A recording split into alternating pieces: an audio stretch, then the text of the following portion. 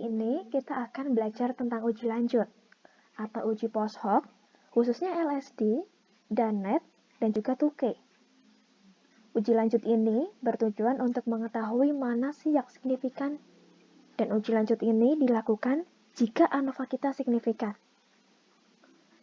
Sebelum kita melakukan uji lanjut, terlebih dahulu kita harus mengetahui bahwa data yang kita miliki termasuk data dengan struktur pelakuan kualitatif, bukan data kuantitatif. Semoga teman-teman sudah tahu ya bedanya data kualitatif dengan data kuantitatif. Satu contoh data yang termasuk data kualitatif adalah data pengaruh dari perlakuan pupuk. Itu termasuk data kualitatif. Setelah kita memiliki data kualitatif, kita juga harus pastikan bahwa data yang kita miliki adalah data tidak terstruktur, bukan data terstruktur.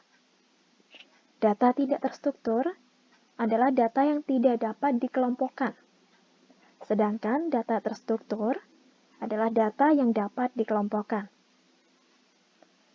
Setelah kita mengetahui dan memiliki data kualitatif tidak terstruktur, maka dilanjut dengan melakukan uji ANOVA. Jika uji ANOVA yang kita dapatkan adalah signifikan, maka dapat dilakukan uji lanjut atau uji post hoc. Jika ANOVA yang kita peroleh adalah tidak signifikan, maka tidak dapat dilakukan uji lanjut atau uji post hoc. Karena syarat uji lanjut atau uji post hoc adalah data yang ANOVA signifikan.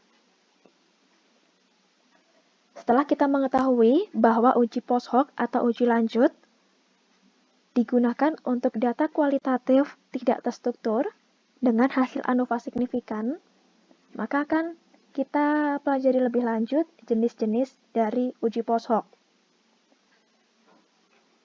Jenis-jenis dari uji post hoc ini tergantung dari jenis datanya dan juga tujuan mencarinya.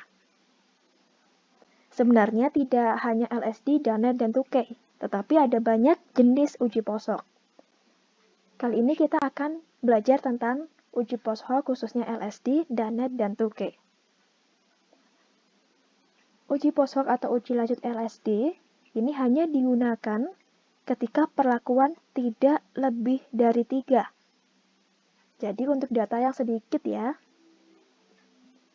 Kemudian untuk uji DANET hanya digunakan ketika membandingkan masing-masing perlakuan dengan kontrol.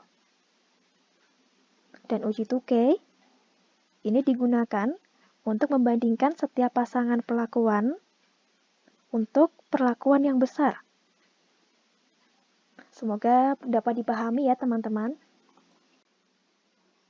Kali ini kita akan belajar uji lanjut atau uji post hoc menggunakan RStudio. Dan di sini kita sudah memiliki data yang termasuk data CRD.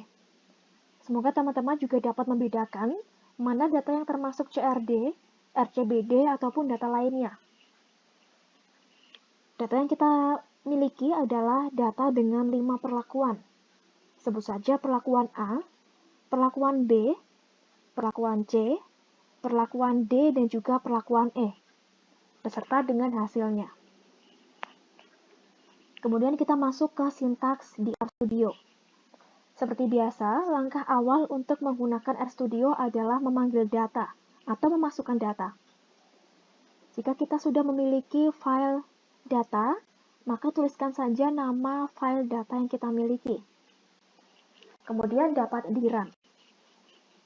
Dan sintaks baris ketiga ini digunakan untuk memunculkan data yang berhasil kita panggil atau kita masukkan. Dan pastikan data yang muncul adalah data yang sesuai dengan harapan kita. Jadi jangan sampai salah data. Setelah itu kita lakukan uji ANOVA. Karena uji lanjut atau uji post hoc hanya dapat dilakukan pada ANOVA yang signifikan. Maka harus diuji terlebih dahulu untuk mengetahui hasil dari ANOVA. Perlu diingat bahwa data yang kita miliki adalah data CRD. Maka run saja sintaks untuk CRD, bukan RCBD.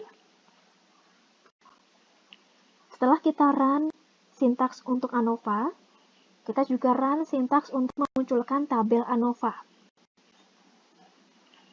Dari sini kita dapat melihat bahwa perlakuan yang kita miliki adalah signifikan, sehingga dapat dilakukan uji lanjut atau uji post hoc. Uji lanjut atau uji post hoc di RStudio digunakan sintaks agricolae. Dan seperti yang sudah dijelaskan, bahwa uji lanjut LSD dan net dan 2K itu memiliki kegunaan dan juga digunakan untuk data-data yang berbeda sesuai spesifikasinya. Karena data yang kita miliki adalah data dengan perlakuan lebih dari 3, maka dapat digunakan uji lanjut atau uji post hoc 2K. Langsung saja ke sintaks untuk uji 2K dan dapat di-run.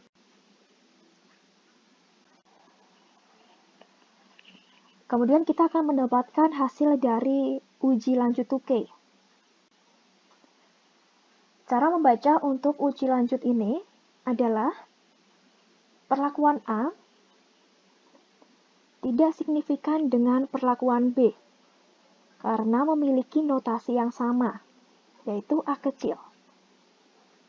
Kemudian perlakuan D tidak signifikan dengan perlakuan C maupun perlakuan E karena memiliki notasi yang sama, yaitu B kecil. Sedangkan perlakuan B signifikan dengan perlakuan D karena memiliki notasi yang berbeda, yaitu A kecil dan juga B kecil. Maka dari pembacaan tersebut dapat disimpulkan bahwa perlakuan yang signifikan adalah perlakuan yang memiliki notasi yang berbeda. Sedangkan perlakuan yang tidak signifikan adalah memiliki notasi yang sama. Misal notasi A kecil, notasi B kecil, C kecil, ataupun seterusnya. Pembacaan ini juga dilakukan untuk uji lanjut yang lainnya, seperti 2K dan juga LSD.